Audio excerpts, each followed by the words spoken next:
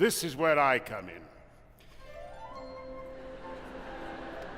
Charles! What is it? Who are you? Come in. Come in and know me better, man. I am the ghost of Christmas present. Yes. Let me get this down. Put it away.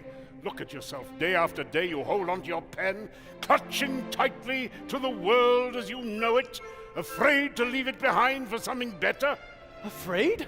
But Yes, and yet here you are, approaching the season when hope and abundance should fill your heart. You mean Christmas?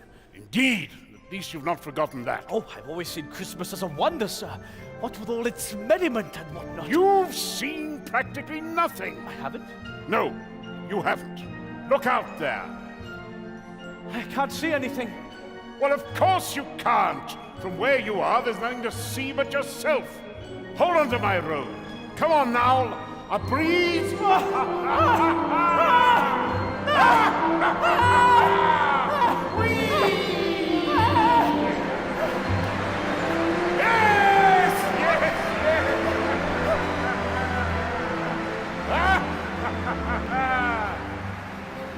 This is the wonder.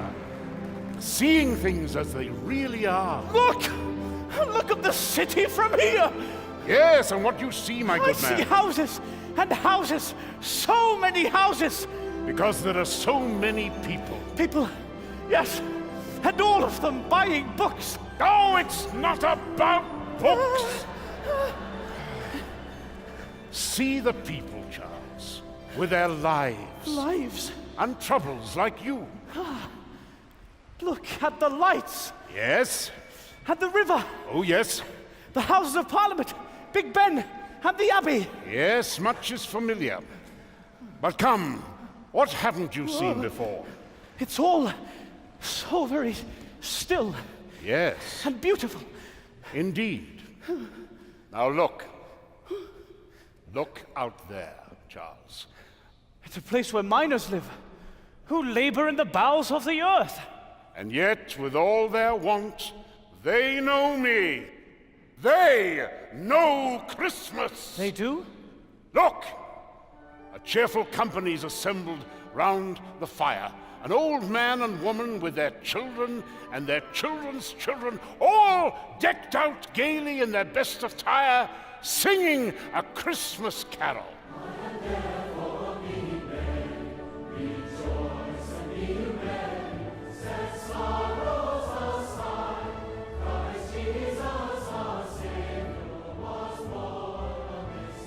They are so poor.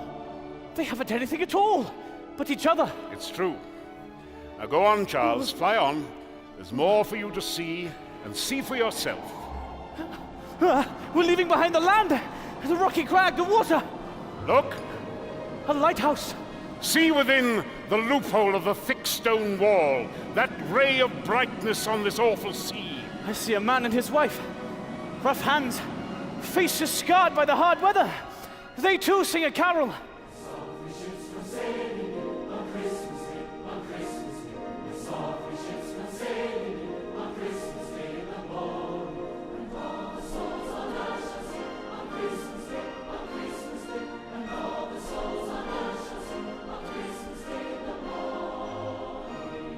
How happy they seem to be. Ah, now you're beginning to get a glimpse of it. On you go, across the black and heaving sea, far away from any shore. Oh, a ship. Yes, you see the helmsman at the wheel, the lookout in the bow, the officers in the watch.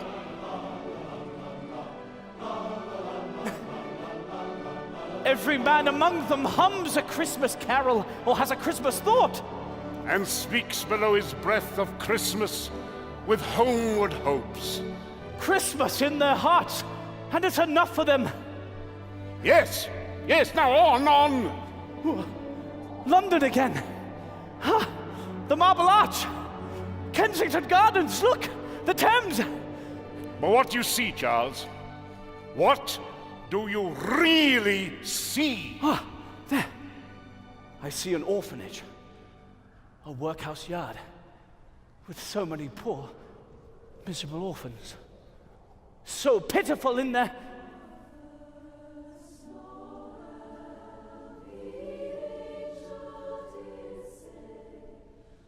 They're singing.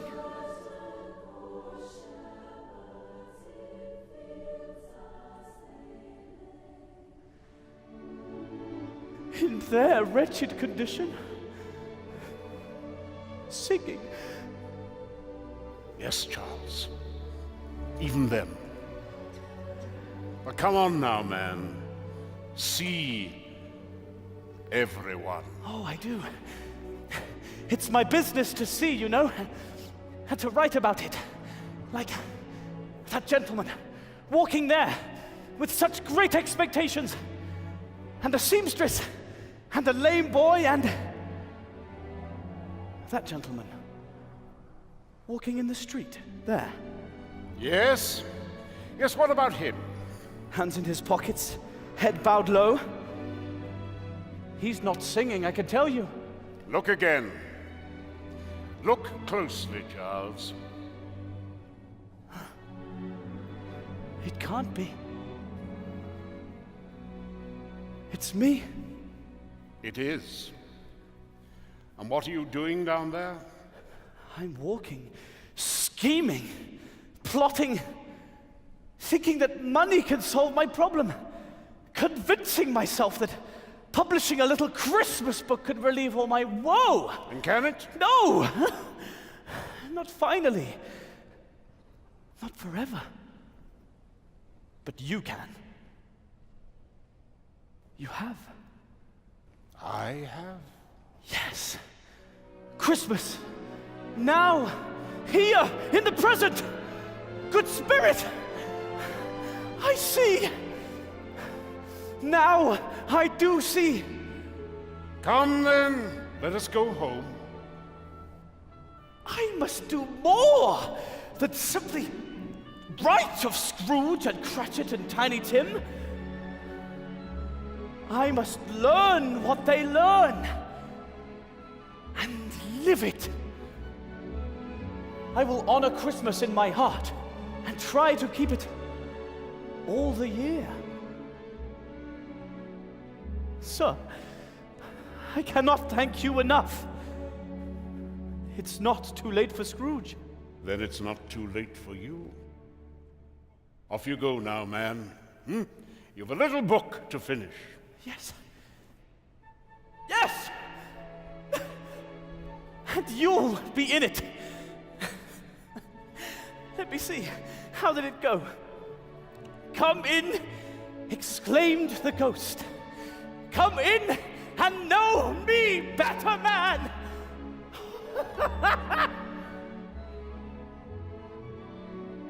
That autumn of 1843, as Dickens dipped his pen and filled his paper, something happened to him. His little story, which he had intended as a means to reclaim his wealth, turned out to be the instrument for recovering his faith in others and his hope in the future. Each morning, he awoke eager to begin the day's work, to fill his story with the Christmas spirit he had discovered anew. He poured out all of his experience, all of himself, into the writing. I was reluctant to lay the manuscript aside, even for a moment. I wept and laughed and wept again. In time, Dickens' fortunes were reversed, and he went on to write among the most notable works of his career. But nothing would equal the literary artifact of his own Christmas awakening. Whether by ghost or no, there, on the streets of London, in the midst of insecurity and confusion and fear, Charles Dickens discovered the Christmas spirit for himself. The words of Scrooge's nephew are his own.